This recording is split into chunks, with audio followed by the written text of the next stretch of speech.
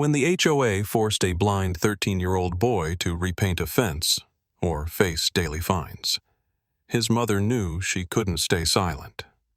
The board president, Donald Cray, dismissed the law, ignored decency, and targeted a child to protect his idea of aesthetic standards. But what started as cruelty turned into a national reckoning and gave the boy the chance to speak for himself in a way no one expected. But just wait until you hear the stunning twist in this true story, and how justice finally took the spotlight. Anger expanded. We moved to Willow Creek for peace. Not perfection, not prestige, just peace. I'd picked the neighborhood because it was quiet. Wide sidewalks, trimmed lawns, no crime to speak of. People waved when they walked their dogs. The kind of place where you hope your kid can ride a bike or climb a tree without someone calling the cops. Of course, my son Tyler doesn't ride bikes. He was born blind. But he does count steps, from the porch to the mailbox, from the garage to the fence. He calls it his mental GPS, his own little map of the world. The day we moved in, he walked the front yard with his cane in one hand, his other hand brushing the old wooden fence. The boards were chipped, the paint faded to a tired grayish white. But to Tyler, it wasn't about color. It was about feel. It was safety. It was direction. He smiled up at me, face warm in the sunlight. "This fence is perfect," he said. 3 days later, we got the first letter. Folded neatly, no return address, just a standard envelope, like a birthday card or a wedding invite. Inside, "Your fence is in violation of HOA Standard 3B. Paint condition does not meet current community aesthetic guidelines. Please repaint within 7 days. Aesthetic. I read the word over and over. I thought it must have been a mistake. Tyler was sitting at the kitchen table, sipping cocoa, his fingers tracing the rim of the mug the way he always does when he's thinking. "What's wrong?" he asked. I didn't answer right away. "They want us to repaint the fence," I finally said. He gave a short laugh. "Guess they forgot I can't see it." I smiled, but it didn't reach my chest. That night, I looked up the HOA board. Donald Cray, president, retired businessman, 4-car garage, wears golf shirts in December. I emailed him, polite, respectful. I explained everything, Tyler's condition, how the fence helped him navigate, how we had just moved and needed time to afford a proper repaint. I used words like reasonable accommodation. I even mentioned the ADA, carefully, not like a threat, more like a reminder. His reply came in less than an hour. "You have 7 days to comply." That was it. No greeting, no sorry to hear. Just a sentence, like a judgment. I reread it 5 times. My jaw clenched, not from the words, from the tone, the finality, the absence of humanity. Still, I thought, maybe it was just a misunderstanding. Maybe he was just the kind of guy who likes rules more than people. So we waited. We did nothing, because I had no time and Tyler had no business near paint. Then came day 7. I was at work, double shift. I scrubbed floors at a hospital, if that tells you anything. By the time I got home, it was already dark. The porch light was on, but the inside of the house was still. Quiet in a way that made my skin crawl. No music, no hum of the microwave, no, "Hey, Mom," from the hallway. I found him in the garage. He was standing by the wall, hands shaking, tears clinging to his chin. His white hoodie was ruined, smeared with streaks of latex paint. His fingers were raw, red, and bleeding. Bits of sandpaper were stuck to his skin. His cane was leaning uselessly in the corner. The open paint can sat on the concrete, tipped just slightly. A trail of white had pooled underneath like melted ice cream. "Tyler, what happened?" He looked up, but not at me, just into space. "He came," he said quietly. "Mr. Cray. He had this other guy with him. They knocked, and when I answered, they gave me paint and a brush. He said you'd get fined if I didn't start." I couldn't speak. My tongue was heavy, useless. "I didn't want to mess it up," he whispered. "I tried to sand it, like they said, but I couldn't tell if it was enough. I just—" He trailed off. His voice cracked. That moment broke something in me. Not just anger. That came later. This was something quieter, colder. The kind of stillness you feel before a storm takes shape in your chest. A parent's fury, the silent kind. The kind that simmers until it has nowhere left to go but out. Because what kind of man walks up to a blind child, hands him a paintbrush, and tells him to work? What kind of community lets that happen? I reached out and pulled Tyler into my arms. I held him tightly, careful not to press on his hands. He shook against me. I kissed the top of his head and told him over and over that he did nothing wrong. But in my head, all I could hear was Donald Cray's voice. "You have 7 days to comply." And all I could feel was fire. Pain, deepened and expanded. I filed the complaint at 6:12 a.m. I remember the exact time because I couldn't sleep. I sat at the kitchen table in my robe, the floor cold beneath my bare feet, the cursor blinking like a metronome on the blank complaint form.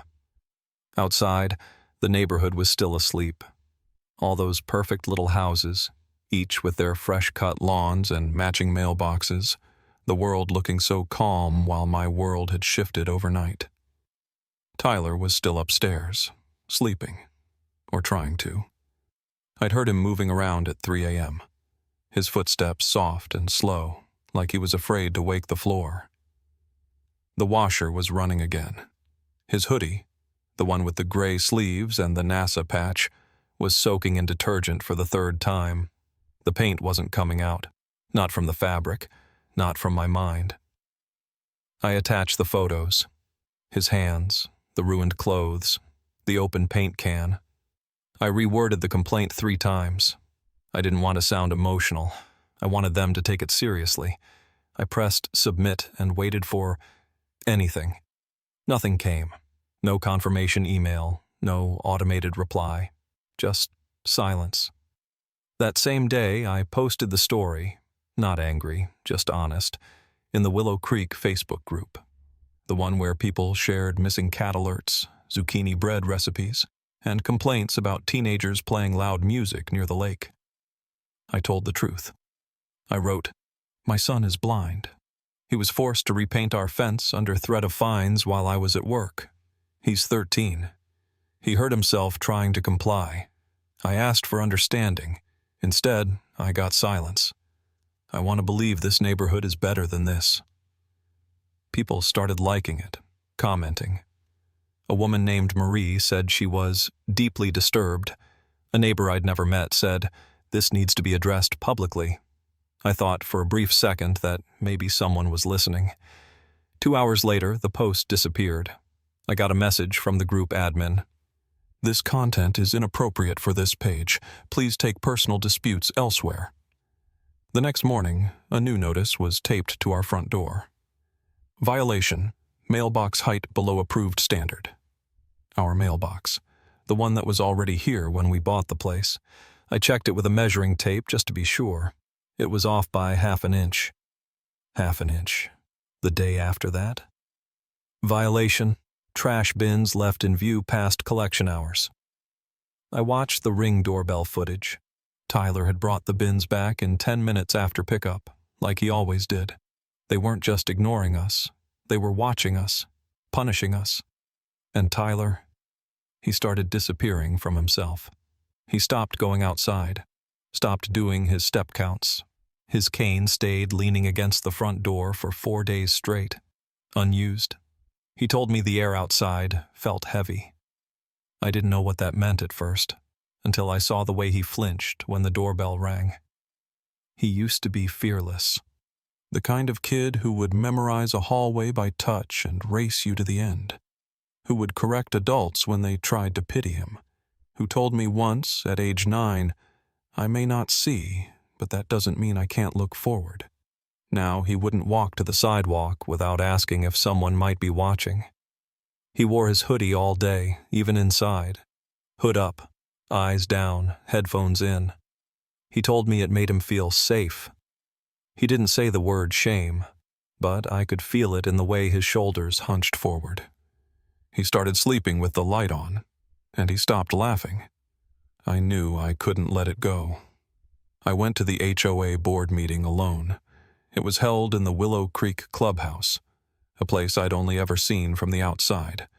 The walls were pale yellow. The carpet smelled like old coffee and Lysol. There was a long table at the front where the board members sat, looking down at us like teachers at a disciplinary hearing. Donald Cray was at the center, ironed blue polo, watch shining under the fluorescent light, hands folded, calm, smug. I stood with my notes shaking in my hands. I read directly from the ADA. No qualified individual with a disability shall, on the basis of disability, be subjected to discrimination. I told them about Tyler, what had been done, what had not been done.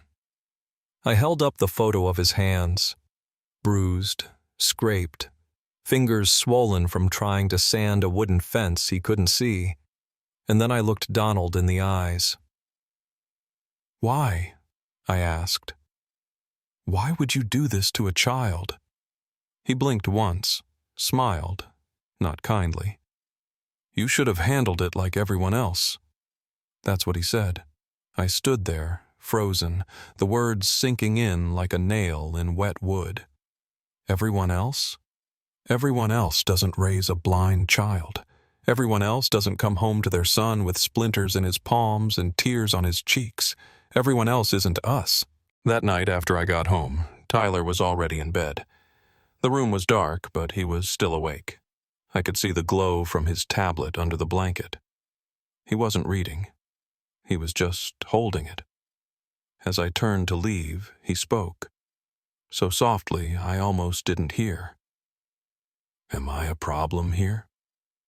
I stopped breathing. I turned around and sat on the edge of the bed. I wanted to say something powerful, something righteous, but nothing came. Only the truth.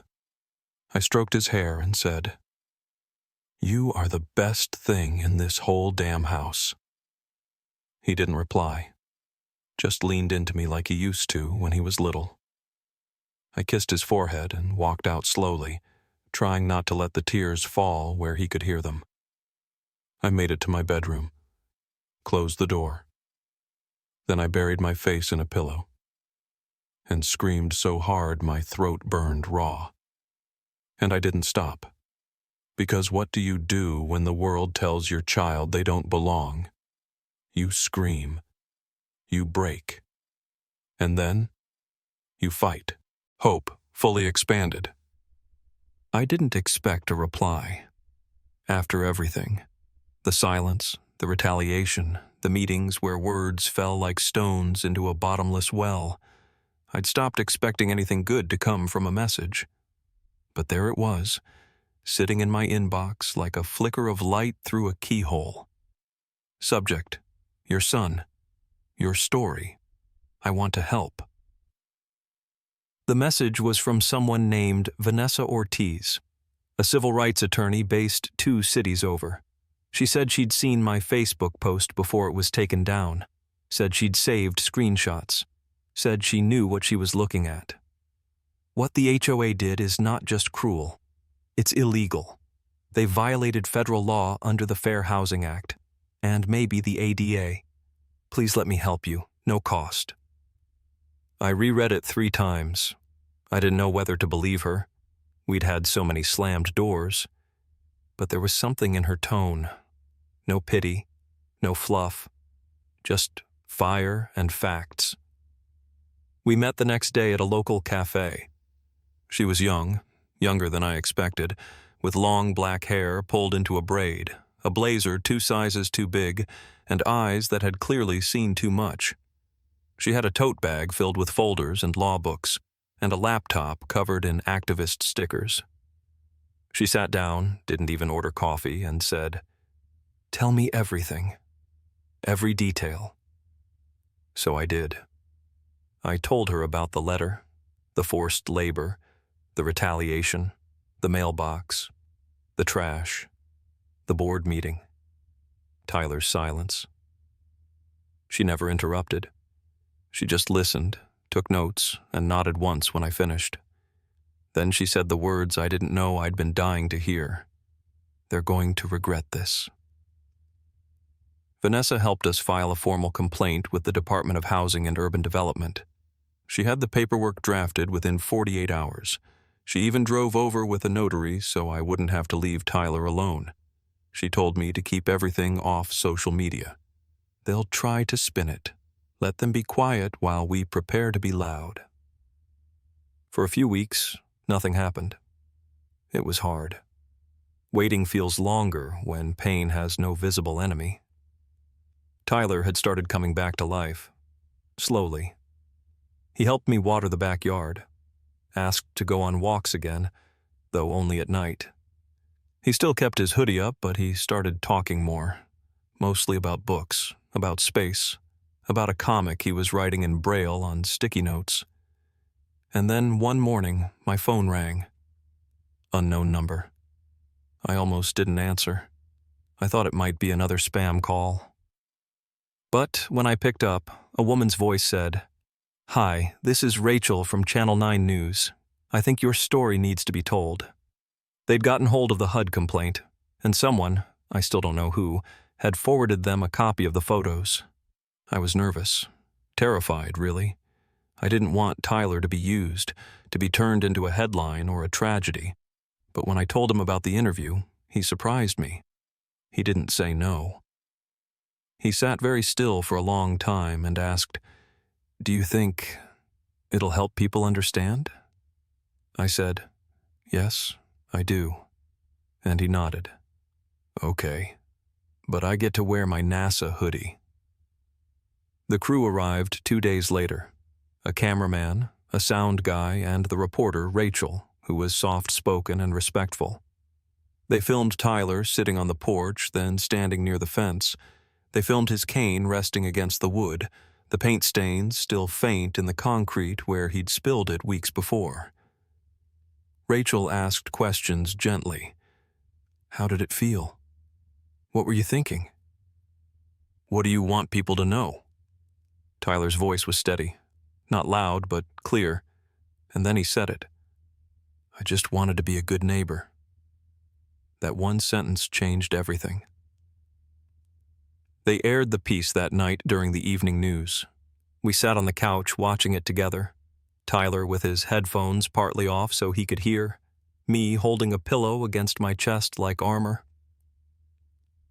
The clip went online an hour later. By morning, it had over 20,000 views. By lunchtime, 50,000. By the end of the week, over 300,000. Support flooded in. Strangers emailed us, messaged, called. A woman from Oregon sent a hand-knit blanket with Tyler's name embroidered in Braille beads. A high school class in Michigan sent a stack of letters, all handwritten, thanking him for being brave. One read, "You made me cry, but in a good way." And then, one afternoon, our doorbell rang. I froze. Tyler looked up from his notebook. Outside stood a man in his 50s. Tall, graying, sunburned arms, and a faded shirt that read, "Fix it, Dad." In his hands were paint buckets and brushes. "I saw your story," he said. "I'm a contractor. Been painting fences for 30 years. You don't owe me a dime. But if it's all right with you, I'd like to repaint it. Properly this time." I could barely speak. I just nodded. It took him 3 hours. Every stroke was clean, bright white, just like the HOA demanded. but this time, done with dignity, not shame. Tyler came out after it dried, ran his hand across the smooth wood. "It feels like a new beginning," he said. And I knew something had shifted. The next morning, I woke up to a message forwarded from Vanessa. A copy of a resignation letter. Donald Cray was gone.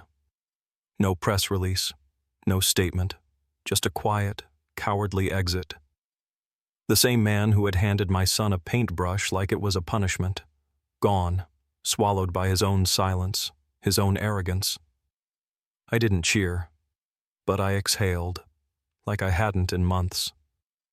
And for the first time since we'd moved to Willow Creek, the air felt breathable. Triumph and inspiration. Cinematic deep expansion.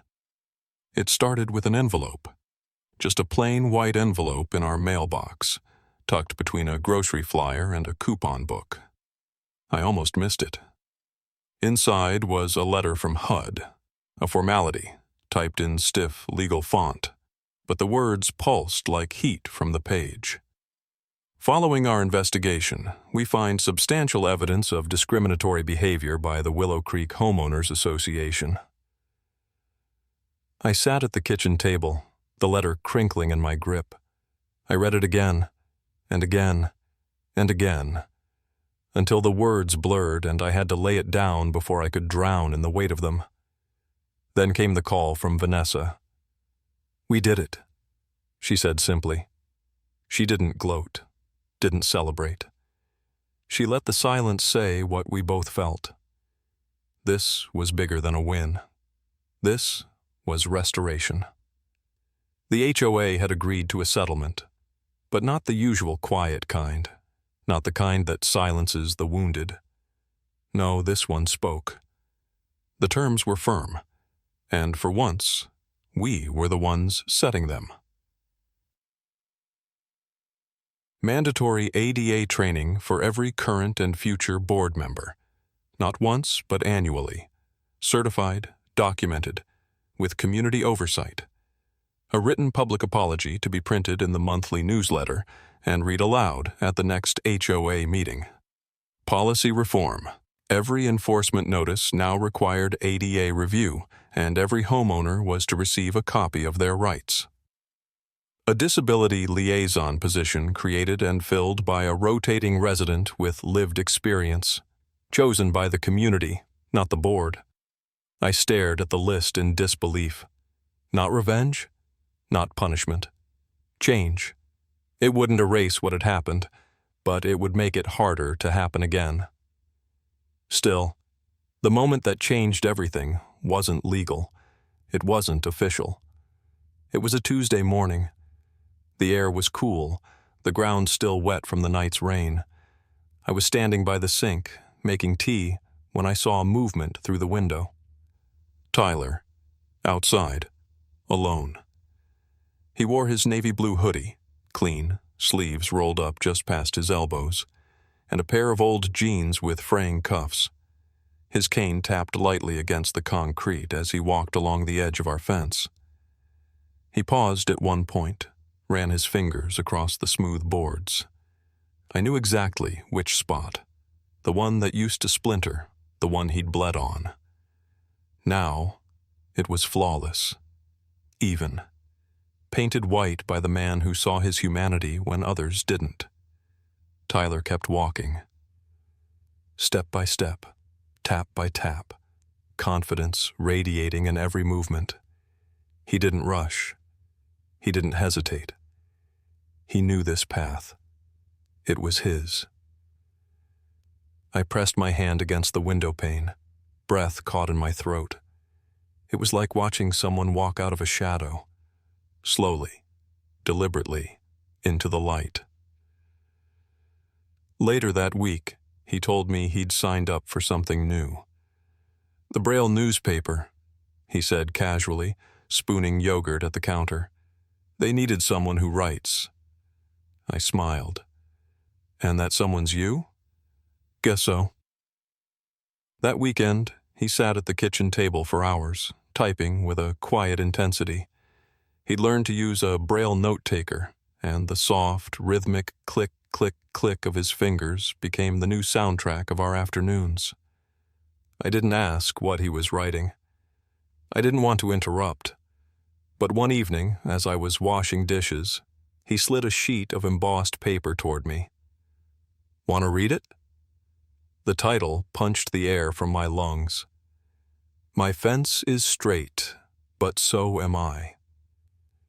I sat down slowly. My hands were still wet, so I dried them clumsily on a dish towel before picking it up. The piece was short, maybe 600 words, but it carried the weight of 1,000 silent days. In it, Tyler wrote, "Being blind doesn't make me broken. What broke me was how they treated me, like I was something that didn't fit, like I was noise in their quiet little picture. But I'm not a stain. I'm not a crack. I'm a person, and I belong here." I turned to him, stunned, speechless. "What does the title mean?" I asked. He shrugged with a quiet confidence that hadn't been there before. "They tried to bend me," he said, "but I didn't break." That was the moment I knew. This story wasn't about offense anymore. It never really was. It was about a line they drew between who they thought belonged and who didn't. And Tyler? He redrew that line with his own hands. He turned pain into clarity, humiliation into purpose, invisibility into voice, and not a screaming, desperate voice. Not anymore. A clear, calm, undeniable voice, the kind that doesn't beg to be heard, the kind that is heard because it's truth. He walks outside now every day. No hoodie, no hesitation. He knows the rhythm of the neighborhood like a poem. He walks past the same houses that once felt hostile, and he holds his head high. Sometimes people wave. Some look away. That's fine. He's not walking for them. He's walking for himself. And me? I breathe again. Not the tight, shallow breath of fear or waiting, but the full inhale of a mother who knows her child is safe. Not because the world changed completely, but because he did. And because we stood up when it mattered. Sometimes justice isn't loud. Sometimes it's a boy with paint-streaked memory and steel in his spine, standing still in the morning sun, unafraid of who sees him now. And now, finally, so am I.